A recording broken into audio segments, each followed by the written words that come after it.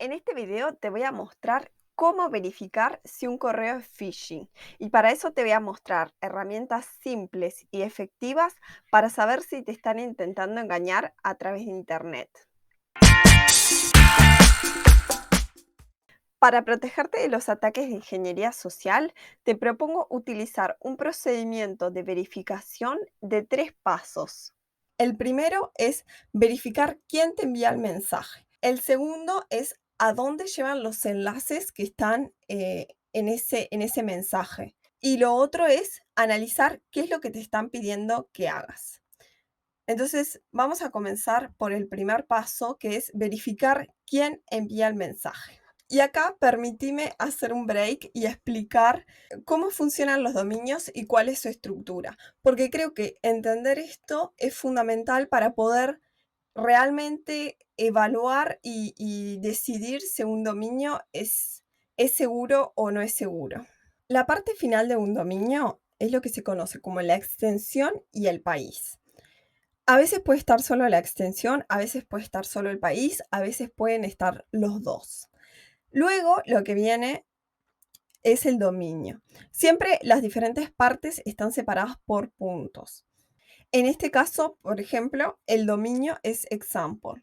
Y después, lo otro que sigue es el subdominio, que puede ser algo como, por ejemplo, web o www o mail. Entonces, ¿por qué te explico esto? Porque en realidad muchas veces la estrategia es utilizar dominios parecidos para engañar al usuario y que crea que en realidad está yendo contra una entidad cuando en realidad no es así. Lo principal para ver quién te envía un mensaje es fijarte realmente en la dirección, por ejemplo, de correo, lo que está después del arroba y verificar la estructura de este dominio. Entonces, por ejemplo, algunos casos de dominios falsos. Tomemos PayPal como ejemplo. PayPal.com es correcto. Pero, por ejemplo, si tenemos este caso, pay.pal.com, en este caso no es correcto. ¿Por qué? Porque en realidad acá tenemos la extensión y el dominio es pal. Entonces, el dominio contra el que yo estoy yendo es pal.com, que adentro después tiene un subdominio que se llama pay. Pero en realidad ese pay no tiene nada que ver. O sea, el sitio web es pal.com. Entonces, esto no tiene nada que ver con PayPal, por ejemplo. Después, este otro ejemplo, paypal.services.com. Es el mismo caso. Acá el dominio es services.com. No tiene nada que ver con PayPal. O sea, PayPal es un subdominio. Un subdominio es como una especie de espacio o una especie de dominio adentro de ese dominio principal. Entonces, claramente no tiene nada que ver. Y el otro caso, por ejemplo, es paypal-services.com.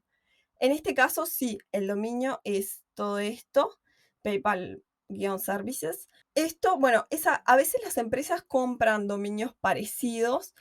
En este caso, lo primero es desconfiar, o sea que vamos a decir que no es correcto, y realmente verificar si es un dominio de la empresa o no. Pero en principio, si vemos algo de este estilo, es que no sería PayPal, por ejemplo. Y después, otra cosa que normalmente se utiliza para engañar a los usuarios es utilizar cosas que visualmente se ven parecidos. Por ejemplo, en este caso, al golpe de vista decimos, es Microsoft. Pero después miramos y en realidad es una R y una N. Entonces, no, claramente no es Microsoft.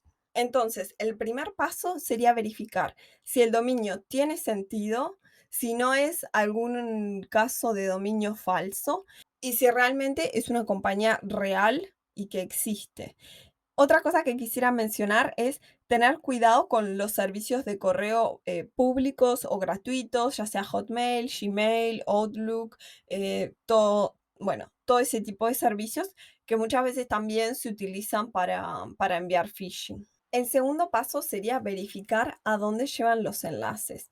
Y esto es un poco similar a lo que vimos en el paso anterior. Hay que considerar la estructura del dominio y mirar hacia dónde llevan esos enlaces. También es bueno verificar que sean HTTPS.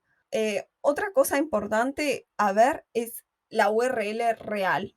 Y acá quiero mostrarte un ejemplo, porque muchas veces lo que sucede es que ponen un texto como si fuera una URL, pero en realidad el link va hacia otro lado. Entonces es importante pasar el mouse sobre los enlaces para ver cuál es esa URL real.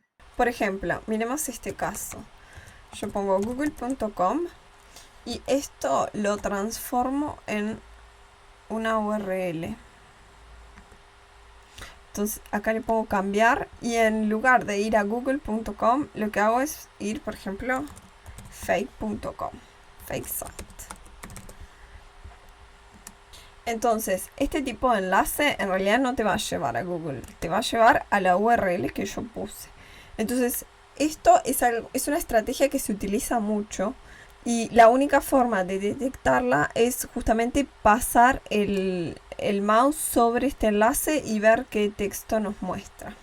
Entonces, ¿qué pasa si miras la URL y analizas el dominio y decís, bueno, no sé si esto en realidad es confiable o no es confiable?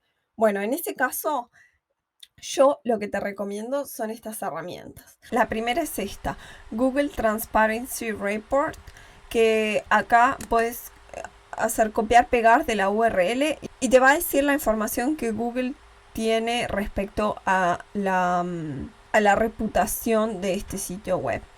Un sitio similar es Virus Total, donde acá se pueden escanear archivos para ver si son maliciosos o no, y acá también es lo mismo, da información de la URL y la analiza con diferentes mecanismos. Después está este sitio web que se llama Fish Tank y acá la gente reporta sitios que son maliciosos, entonces puedes buscar acá y ver si está reportado o no. Y la última herramienta en realidad es más bien de capacitación. Entonces acá por ejemplo puedes poner a hacer test, pones un nombre, por ejemplo. Esta herramienta en realidad es para capacitación, no es tanto para verificar un dominio, pero creo que es muy útil porque en realidad te da esas herramientas para realmente detectar diferentes tipos de phishing. Entonces son ejercicios. Por ejemplo, acá te pregunta si este email es legítimo o no. Entonces, bueno, tendrías que revisar todos los enlaces. Pero bueno, acá ya vemos que, por ejemplo, eso que les comentaba, de ir a la URL y mirar, si vemos acá abajo a la izquierda, nos dice cuál es la real URL a la que vamos con este objeto. Y acá vemos que es drive-google.com. O sea, eso no es Google. Entonces claramente es un phishing. Lo cual acá dice es correcto y explica por qué. Bueno, no vamos a hacer estos ejercicios acá, pero realmente creo que es una buena herramienta y te la recomiendo si querés aprender cómo identificar estas situaciones. Y la tercera recomendación es analizar cuál es la acción que te están pidiendo. Primero, mirar si nos están solicitando información personal o confidencial. Lo segundo es que muchas veces utilizan también la imagen de, por ejemplo, una empresa que conocemos y utilizan sus mismos logos, sus mismos colores para realmente que uno lo vea y diga, ah, sí, está la empresa, sin reflexionar en justamente si eso es real o no. Lo otro también es, bueno, los enlaces y los archivos adjuntos, que ya sabemos que no, que hay que tener cuidado. Y lo otro, que es un factor importante, es la presión para actuar rápido.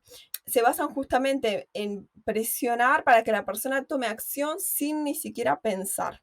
Entonces, bueno, es otro factor a tener en cuenta. Bueno, estos eran los tips que quería compartir contigo. Espero que te sirvan y si es así, déjame un comentario para saber que te interesa este tipo de contenidos. Y bueno, nos vemos la próxima semana en el próximo video.